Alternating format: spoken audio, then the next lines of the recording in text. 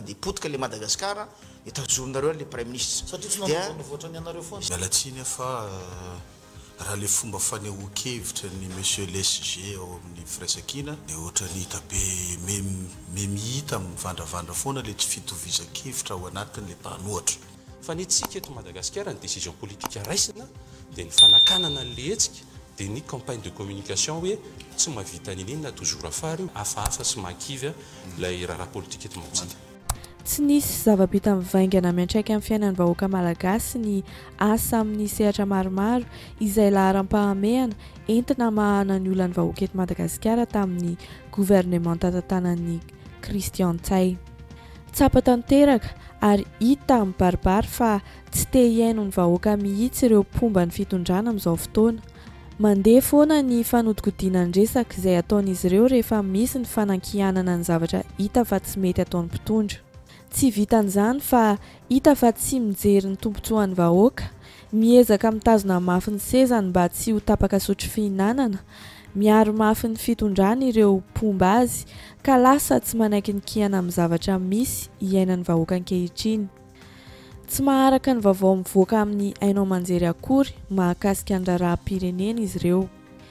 Mirona any amin'ny attaque personnelle foana ny zavatra voakan'izy ireo.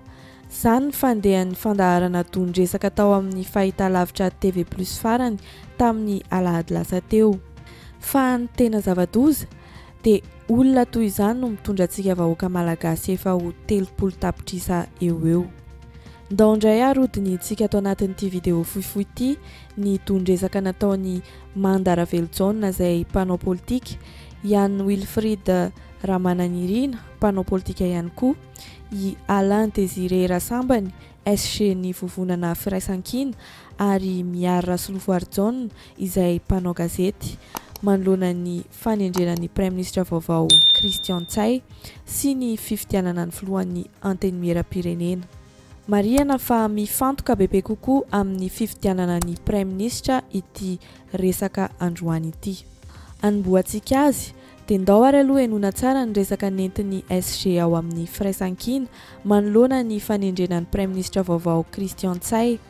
Kritika izay mahitsy sy mazava, tsy misy attaque personnelle na amin'iza na amin'iza fa maneho fomba fijery entina hanatsara ny fitondrana an'ity firenentsika ity. Hitatsika taoriana kely ny fahalania ny président ny Assemblée nationale teo dia iny lay ataoko hoe fampiantsona an'ireo député azy atao hoe maro anisa nataony Andriamatoa filohan'ny République tena amin'ny lapam-panjakana iavoloha amin'ny fanolorana ny anarana Prime Ministre.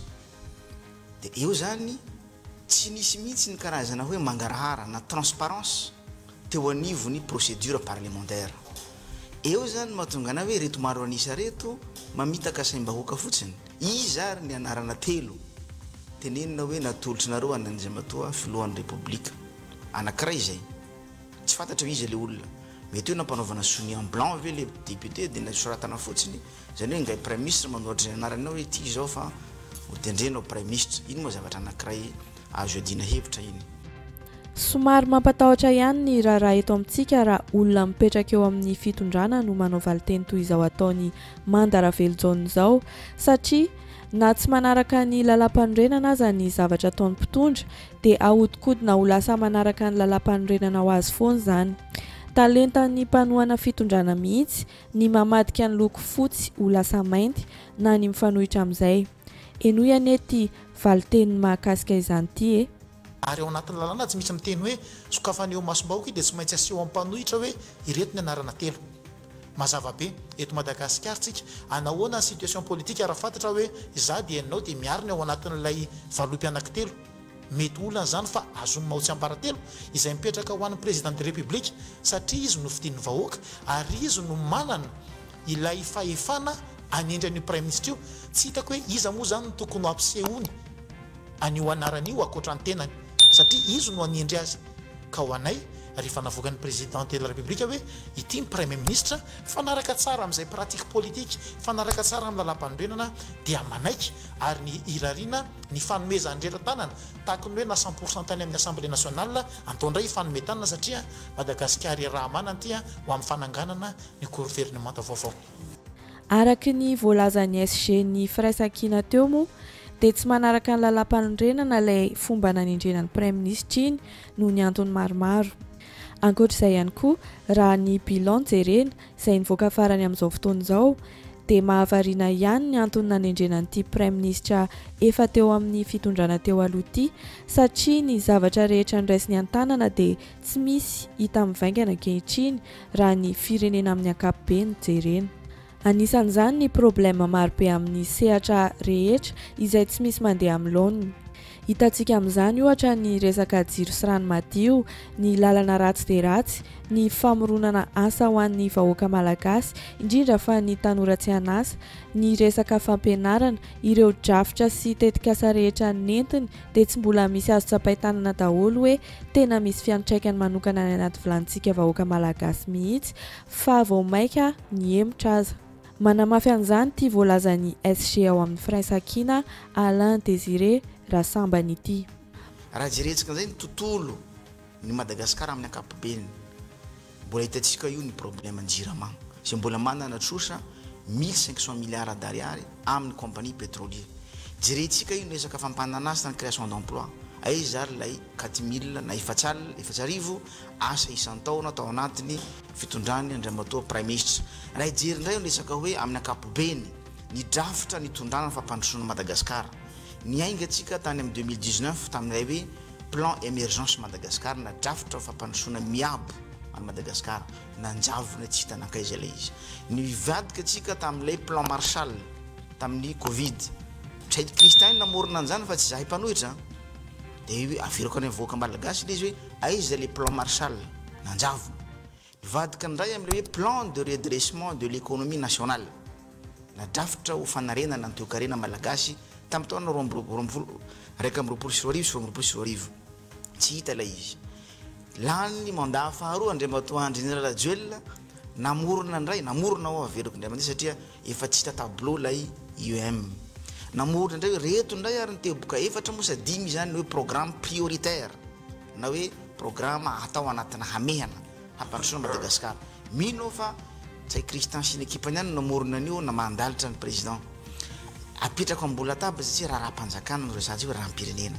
Mbola manamafy an'izany teny Alain Désiré Rassambany izany mahakasika ny bilan ny premier ministre Antsay Christian izany ihany koa ny mpanao gazety Miary Rasilofo Arjona rehefa tsy azon'ireo roa lampanaradiany Andry Rajoelina tsara ny zavatra tiana lazainy.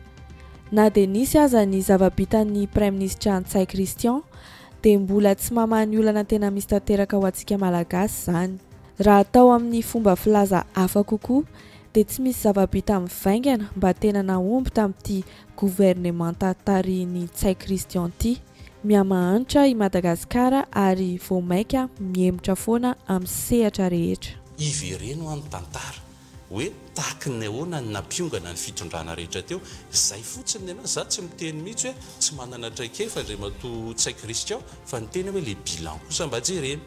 Za koa tsy miteny hoe tena izy mihitsy ny ananako olana fa tsy hoe tsy manana olana amin'Andriamatoa Christian fa le izy kosa tsara jerena ihany koa hoe efa nisy na nytao anatin'ny mpanohana azy efa nimenimenina dia zany zavatra zany hoe andao eny dia eto le apetraka ao na raveriko tsy isika ho any andeha hiady hevitra dia hoe maresy ny anina na maresy fa fahatsika mba manitsy ny firaisakina manitsy ny mpanao gazety mieritreritra mba indraindray mba maneho ny hevitra kely politika aneny mety manohana kokoa ny mpanohatra mety indraindray koa manohana ny fitondrana afahatsika zany manitsy an'ilay lalana satria le lalana le tombotsoa an'le vahoaka foana any ny zavatra resahana zany ampandro fa tsy hoe za raha zay ny mahafaly atsika eto dia manaiky no resinareo ao fa resinareo amin'le ady hevitra fa nareo zany naresy tsy maninona raha mba misy zavatra tolotra dia omeko anazy le kopy tsy any nefa fa mba afahatsika manitsy an'le lalana hoe zao reto tompoko ny tokony atao.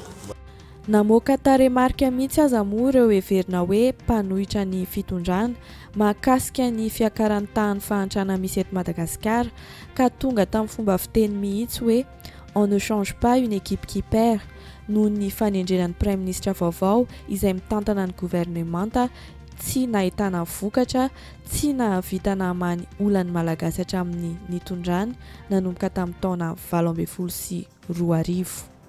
Eto zany avy amin'ilay fomba fitenenana hoe on ne change pas une équipe qui perd anatin'izany andriambatao Prime Ministre lehibe ny gouvernement ho anay eo zany satria zao ny antony ho anay reny zany firenena no resahantsika eto fa tsy akory raha nirmara ty zavatra resahantsika ty tsy ilay olombelona no problème anay fa le fomba fiasan'ilay olombelona na Prime Ministre azy fa enina taona izay mihoatra kely ny mandany président Andrina Rajoelina na Prime Ministre azy raha ohatra ka tondro refy no resahantsika zany amin'ny fitantanandraha raha-mpanjakana sy le firenena amin'ny ankapobeny satria manko zay liresahana teo hoe raha mamaly an'ilay fomba fiteny président mitady olona mahay aho sy manana traikefa tamin'ny volana Jona 2024 fitopolo zany hoe barana 70% teo ny tahany fahantrany malagasy am'izao fotoana zao miakatra barre de 90 zany hoe efa 70 mahery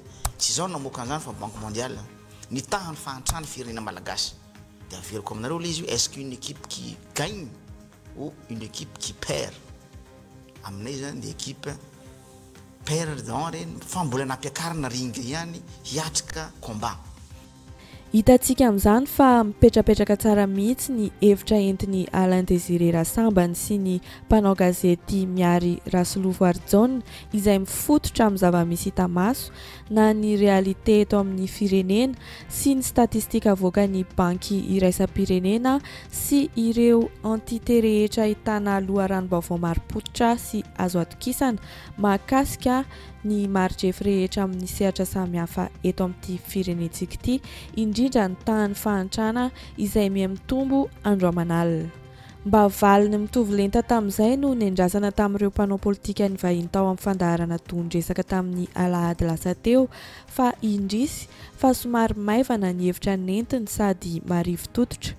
Mbola mifantoka amin'ilay hoe mpanenjika toujours afara foana aloha ireo pomba ny fitondrana rehefa misy manome kiana azo raisina tsara sady mitombona ahafahana mivoatra sy entina hampandroso ny firenena. Na dia efa miteny foana aza ny olona hoe tsy manana olona amin'ny Prime Ministre na filohan'ny Rajoelina na olona hafa. Toy izao no afaka amintinana ny valiny avy amin'ny Ian Wilfried Ramananirina izay miaraka amin'ny Andry Rajoelina. Tsy misy bilan mazava mivoaka, tsy misy resaka hoe nanahoana ny fivoaran'ny Madagasikara rehefa teo amin'ny fitondrana nandritra ny 9 taona ny Prime Ministre Antsay Christian fa fanodikodinana resaka no eno. Mialatsiny fa raha le fomba fanehoan-kevitra ny monsieur l'SG ao amin'ny firaisan-kina dia ohatra ny hita be mihita mivandravandra foana le tsy fitovizan-kevitra ao anatin'le mpanohatra.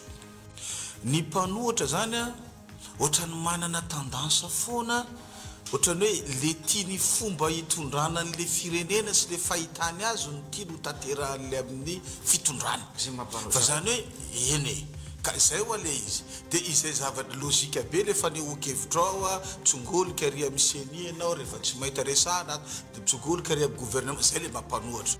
I Mandara Velitsona aza moa dia namoaka mihitsy hoe lasa apôstôly ireo mpanohitra raha ny fahitany azy.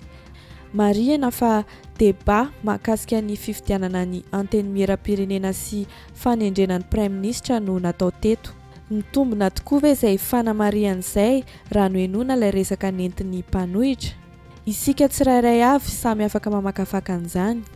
Fa raha ny zavatra hita aloha dia tsy mbola mampiseho ny fandrosoana misy eto Madagasikara mihitsy izany fomba entina amin'ny fanaovana ady hevitra zany. Tena zany vao mahita anareo mpanohitra dia lasa apôstôly daholo nareo amin'ity fahitana. Tena izay mpanohitra ny ady hevitra tamiko teto dia izay foana ary izay foana teko hoe efa lasa apôstôly nareo io ndray zao apôstôly miary. Ilana tsy ohatra na raha fobe anao teneniko apôstôly teo fa naverinao intelo tao anaty fandraisan-tenanao mihitsy ny antony ilazaiko an'izay dia sotra. Raha niakatra tondresaka teto talohan'ny hividianana filoham-pirenena teto tsara mihitsy dia ny teny ianareo mpanohatra fa izy azany gouvernement j'aime ary dia ny tompo-teny fatratra mihitsy teto fa tsy hisy fifidianana amin'ity taona ity. Tsy ny hevitra ntsony no miady ho an'ny Mandaravelon fa lasany maha olona sy ny loko politika ny olona miady hevitra aminy no jereny. Raha zany ny vao entina manao ady hevitra izany dia somary mampanahy ary vao mainka aza mandoto ny fitondrana mihitsy izany satria izy no anisan'ny mitondra ny lokony fitondrana teto aloha ary hitany be sy ny maro. Za tsy gaga raha mbola HVM foa ny namana Alain Désiré androany satria izy fidèle amin'ny Andriamatofiloha Hery Rajaona ary mampianana. Ary zay ny anazy conviction politique ny Irmara dia manana conviction politique izy ary mahafantatra ihany koa izy hoe hitaka izao ilay tiana tongavana ny olana ange lazainareo fa menomenona ny aty amin'ny fitondrana fanendrena an'ilay premier ministre tsy mino an'izany ny député nanolotra an'io ary misy antony maro. Niaro mafy ny filoham-pirenena mihitsy izy tato anatin'ity fandaharana tondresaka ity. Montsa mino latsina ny député izay nametraka azy io. Ianao ihany zao ny tifitra ny filoham-pirenena rehefa avy eo satria ny filoham-pirenena ozy ianao nanendry an'io. Mifampiankina io e. Dia izay ny anataovako hoe alao jerena tsara. Mifampiankina io. Rehefa tsy mahomby kosa ny ministre zay zany tsy le olona no resanay ao. Fa inona ny fiantraika ny asan'io gouvernement io amin'ny firenena amin'ny ankapobeny. Any zany tokony jeretsika an'ilay moa aveo reo député reo nijeran'izay paramètre politique. Politique ao resako eto. Politique fampandrosoana. Nankaiza le Madagascar. Za moa tsy veran'izay fa io ary le olona mbola izy io. Fa nenay indray zany asoma verina amin'izay fitenena. Amarana anazy dia ity zavatra lazain'ny mpanao politika Alain Désiré Rassambany ity no zava-misy marina eto amin'ny firenena ahafahantsika mamitina azy. Ny eto any tsy ny technicien ho izy namana atao hoe président tsy manam-pahaizana ny olana. Eto amintsika eto betsaka ny manam-pahaizana. Fa le tsy manam-pahaizana manao manipulation no manimba an'le technicien. Zay ny zavatra misy eto dia manaraka amin'ny bokony fotsiny ny manam-pahaizana ao anatin'izay zavatra zay. Ka izy zao hoe raha resaka miverina kely moa zao miresaka fanendrena prime ministre teo firenena no jerentsika eto intérêt général zany hoe tombotsoa ny malagasy ray manontolo no jerentsika. Zay tsy mivaky loha na iza no tendreny eo fa fomba fijery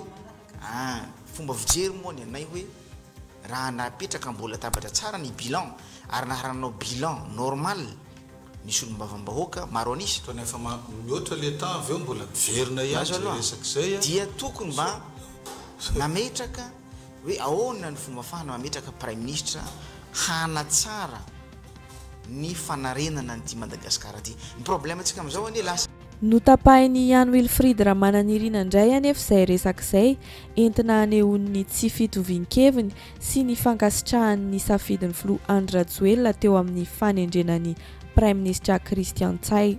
Sahala amin'ny hoe maka 19 any amin'ny mpitondra mihitsy. Aloha azafady rahalahy fa ajaiko anao fa izay le teninao faran'izay angamba efa tsy tokony hipetraka ntsony satria efa mipetraka le prime ministre efa tsy hoe ahoana ny tokony hametrahana prime ministre ntsony fanontaniana ny resaka tokony hipetraka zany zao dia tokony hoe aingany le prime ministre ary zay mihitsy ny anano za aloha dia anisan'ny makasitraka ny safidin'ny solombavam-bahoaka ary makasitraka ny safidin'ny filoham-pirenena. Ny rarina aloha eto dia ny mba hiakaran'ny voan'ny ady hevitra ho lasa ambonimbony kokoa amin'ny manaraka mba ahafahany mpijery mahafantatra marina ny tena zava-misy avy amin'ny andaniny sy ny ankilany fa tsy hoe avy amin'ny parti iray ihany.